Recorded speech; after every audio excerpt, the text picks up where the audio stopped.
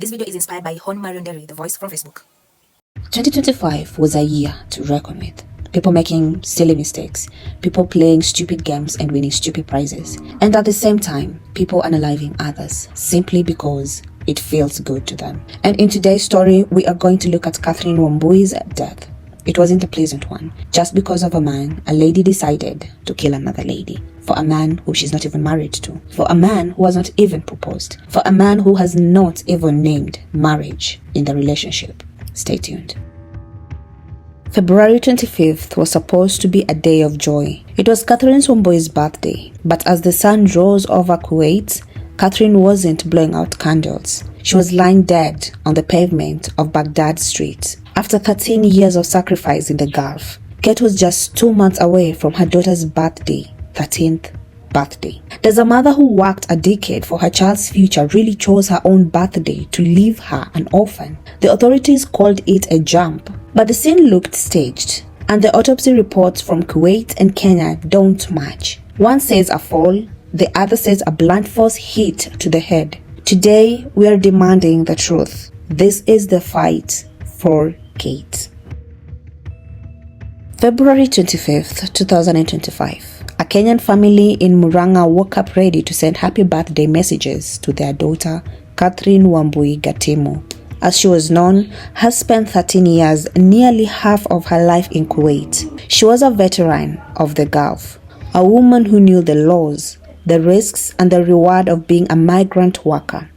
But as the sun rose over Baghdad Street in the Salmiya district of Kuwait, the celebration ended before it began. Catherine's body was found on the ground floor of Building 27. She wasn't in her bed. She wasn't in her workstation. She was on the pavement, and the local authorities were already preparing a folder that would label her death suicide by fall.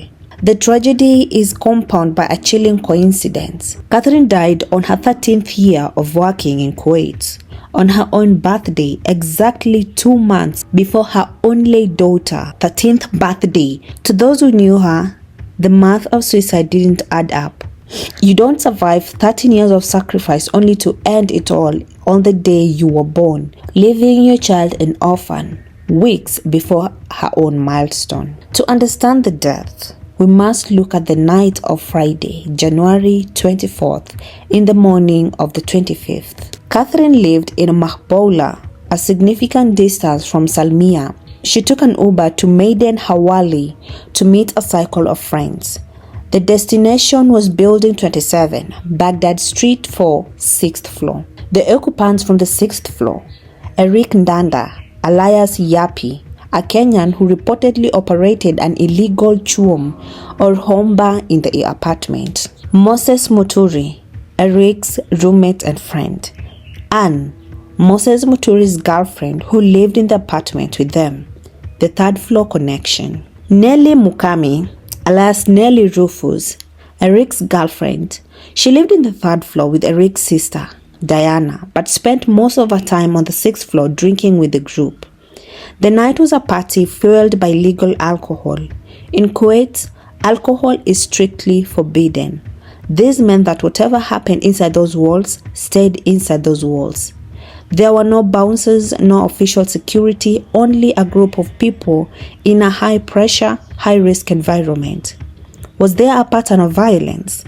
Investigating Catherine's death requires looking at an incident from January 1st, 2025.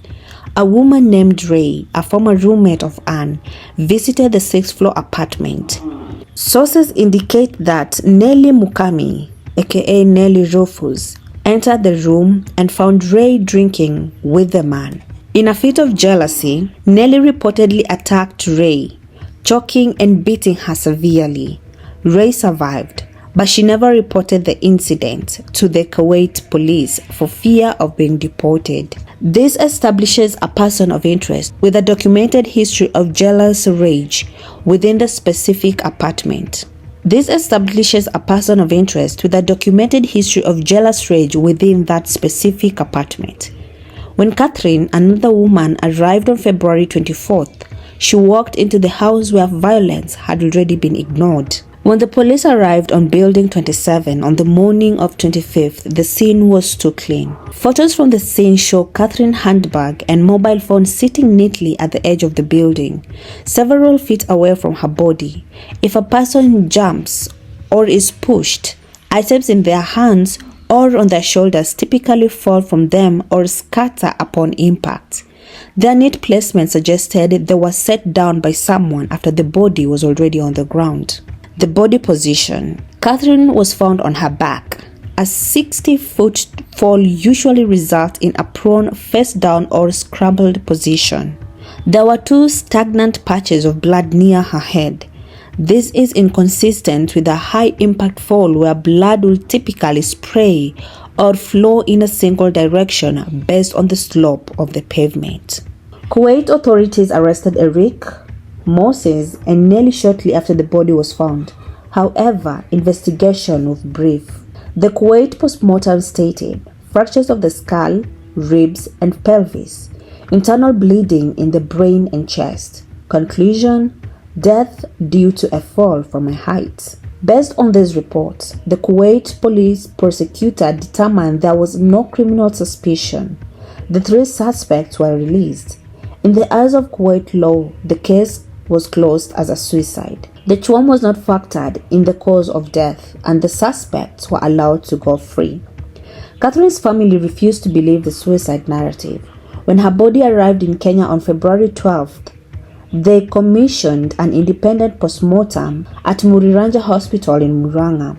The Kenya post-mortem, done by Dr. Njoroge, revealed a shocking contradiction. The skeleton. Her ribs were intact. Her pelvis was intact. Her spine was intact. The only fracture was a mid-shaft closed fracture of the right humerus, the upper arm. A localized injury to the scalp caused by a blunt object, which was the actual cause of death. You cannot fall from the 6th floor and keep your ribs and pelvis intact.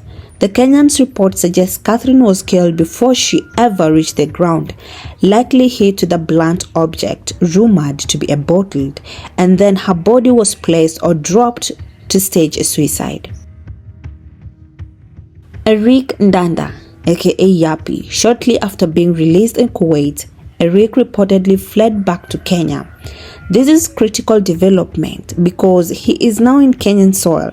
The DCI has the jurisdiction to arrest and question him for the murder of Kenyan citizen abroad. Nelly, Mukami, and Moses Muturi. Their current location is believed to be Kuwait.